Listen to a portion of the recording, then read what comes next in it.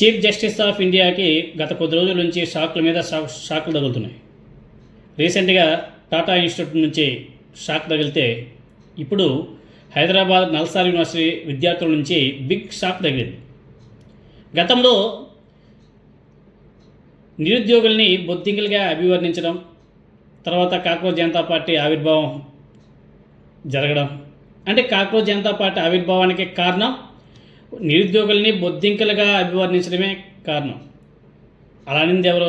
అప్పుడు కూడా ఇదే chief justice of India Suryakant గారు ఆనాడు విద్యార్థుల అదేవిధంగా నిరుద్యోగుల మీద ఆ విధంగా మాట్లాడితే అది స్టిల్ ఇంకా ఆయన మీద ఆగ్రహం మాత్రం విద్యార్థుల్లో అదేవిధంగా నిరుద్యోగుల్లో చల్లారడం లేదు.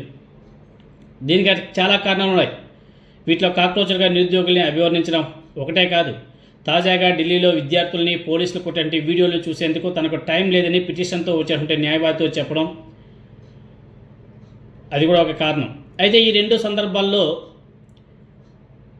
వ్యాఖ్యల మీద సిజేఐ వివరణ ఇచ్చిన విద్యార్థుల కోపం మాత్రం అలాగే ఉంది.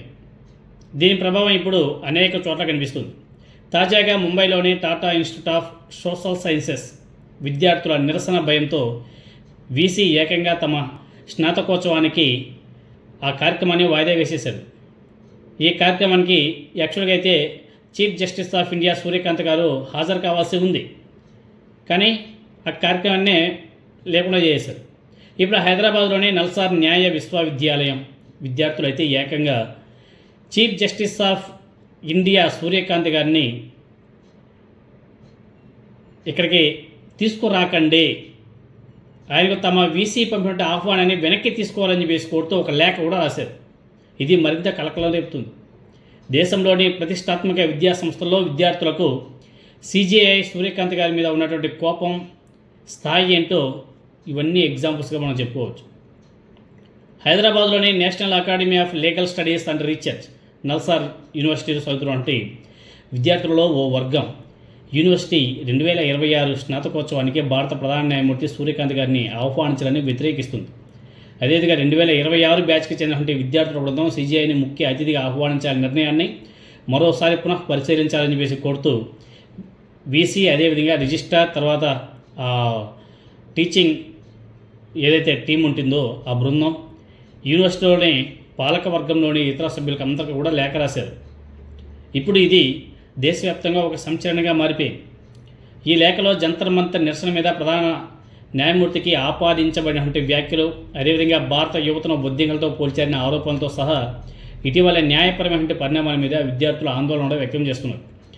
యువతను బొద్దింకలు అని సంబోధించడం నుండి జంతర్ మంతర్లో పోలీసుల క్రూరత్వపు వీడియోలన్నీ కూడా చూసేందుకు టైం లేదని చెప్పేసి సున్నితత్వం లేని వ్యాఖ్యలు చేయడం వరకు సిజేఐ తమ మీద ఉదాసీనత ప్రదర్శిస్తున్నాడు.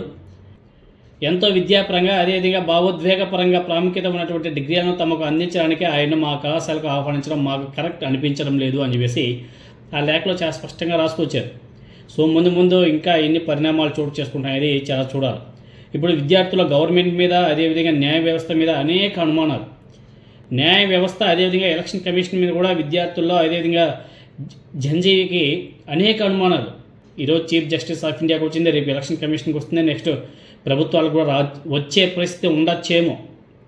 కాబట్టి ఈ అనుమానాలన్నీ కూడా నివృత్తి చేసిన నెససరీ ఈ వ్యవస్థల మీద ఉంది. కానీ ఈ వ్యవస్థలు ఎప్పుడైతే విద్యార్థుల్ని నిరుద్యోగుల్ని హేళనగా మాట్లాడతారో అప్పుడు అనేక ఉద్యమాలు విప్లవాలు కూడా వచ్చే అవకాశం కూడా ఉంటుంది. ఇప్పుడు చూడండి, ఏకంగా చీఫ్ జస్టిస్ ఆఫ్ ఇండియాని వాళ్ళ యూనివర్సిటీలోకి రాకూడదని చెప్పేసి లేఖలు రాస్తున్నారంటే విద్యార్థుల్లో న్యాయ వ్యవస్థ మీద ఎంత కోపంగా ఉన్నారో దీన్ని బట్టి మనం అర్థం చేసుకోవచ్చు.